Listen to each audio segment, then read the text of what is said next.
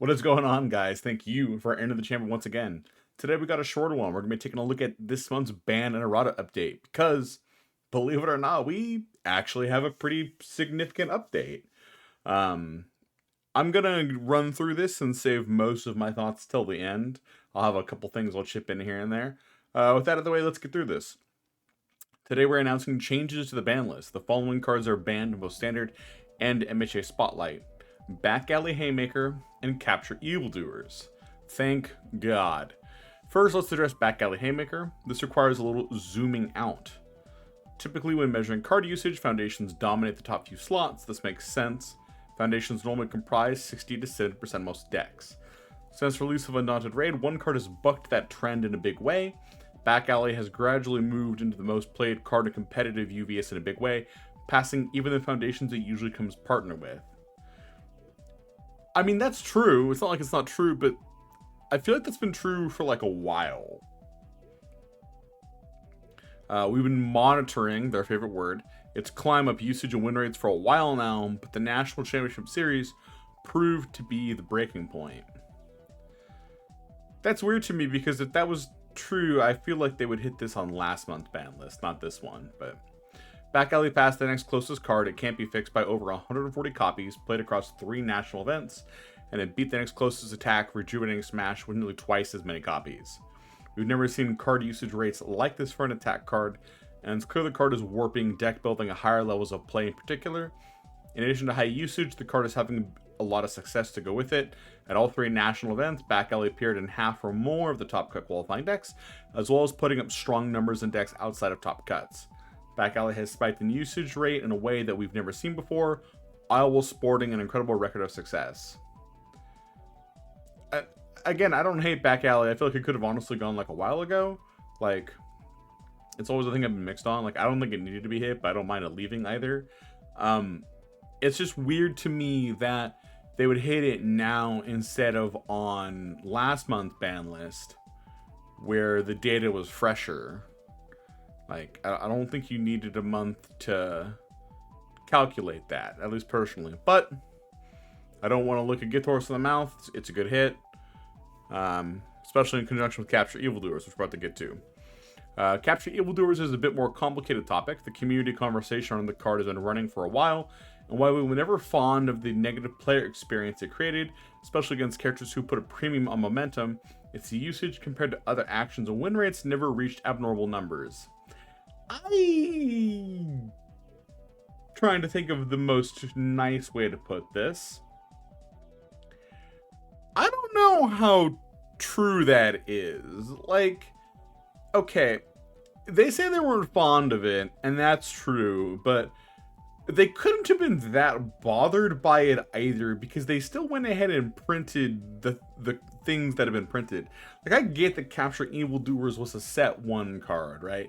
And when Capture came out, it wasn't a big issue, and it definitely wasn't the card that it is now. But it seems weird to me that you'd be worried about how what kind of negative play experience it creates, while also printing characters like this. And if you were, why not be more proactive? Like, why do you have to wait for it to be on camera and look terrible and have the whole community? I don't know. I feel like there's just more to that sentence. Like, personally.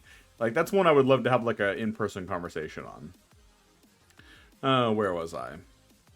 I mostly found a home in the good punch decks that were competitive but not dominant. That is true. I also wasn't fully pushing out decks you would expect it to, like Emajiki. Then the 3 national events, we saw a big uptick in usage.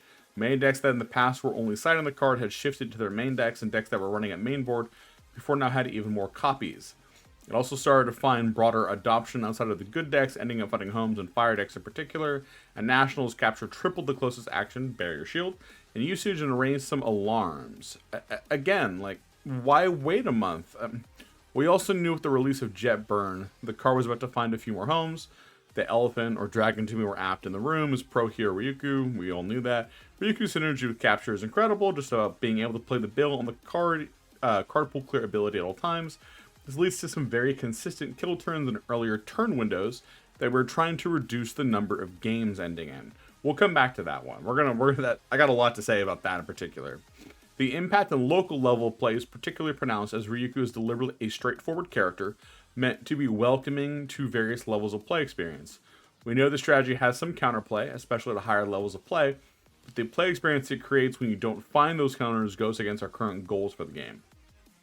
Between the existing NPE the card creates for momentum-driven characters, the large spike in play usage, and the gameplay loops the card is creating at various levels of play, with the release of Set 6, we've decided it's time to ban Capture Evildoers. With these changes, we'll continue monitoring the post-Jepper metagame for outliers. These cards have jumped off the page, but we're watching very closely their early blah blah blah blah blah. Announcing some new additions to the errata list. This is like basically every card with 0-2. Gain number of applause counts will be replaced with add of number of applause. In order to move a more consistent wording with... Okay, that's like whatever. With Trolling Needle, the stat text on the card is being routed to read. You may play enhanced abilities on this attack as though this card is the first attack you've played this turn. Okay, this is not like, this is just like English clear up. Okay, so I want to get this out of the way. These changes are good. They are good. Like, no pun intended, because these both affect good decks. Like, Back Alley in particular is a card that has been a pain point for a lot of the community for a while. Honestly, I think the biggest issue with Back Alley is that it actually builds in some really messed up zero diffs, and not necessarily the attack itself, although the attack itself is also quite good. But I don't hate seeing it go.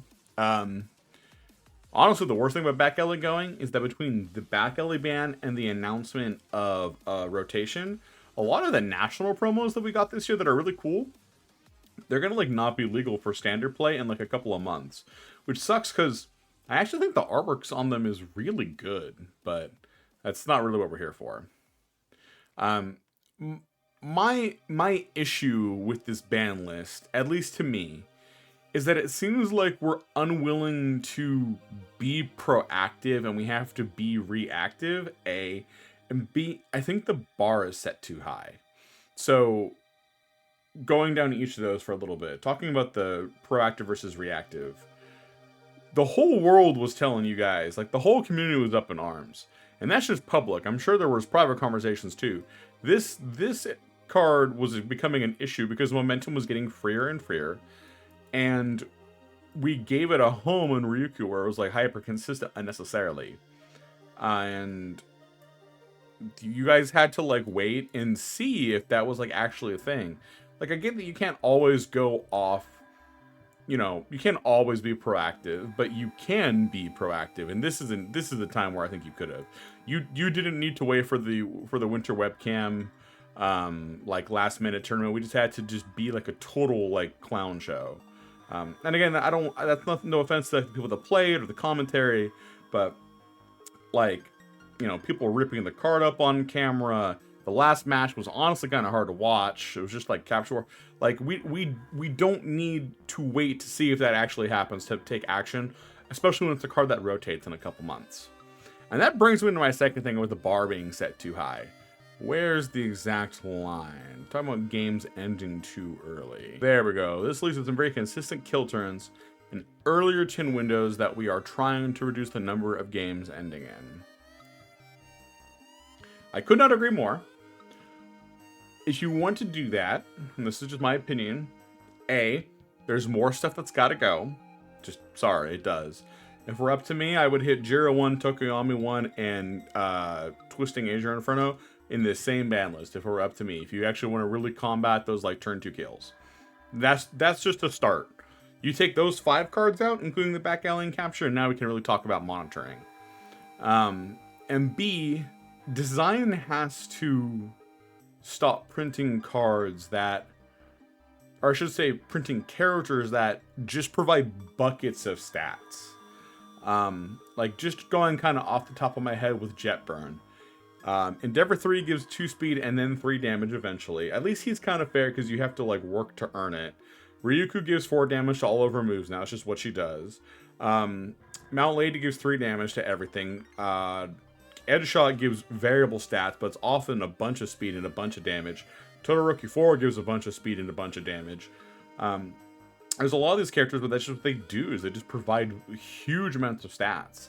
Like, I get some characters have to do that, right? Like, You know, we can't have every character having a super unique gimmick, but if they do that, why do they provide both? Like I've said this before on camera, I think Ochako 4, while being very powerful, is actually like a well-designed aggro character. You as the defending player have a little bit of input into like when she gets to like ready her cards. She attacks on a very telegraphed zone, being high, and she can only pump speed or damage.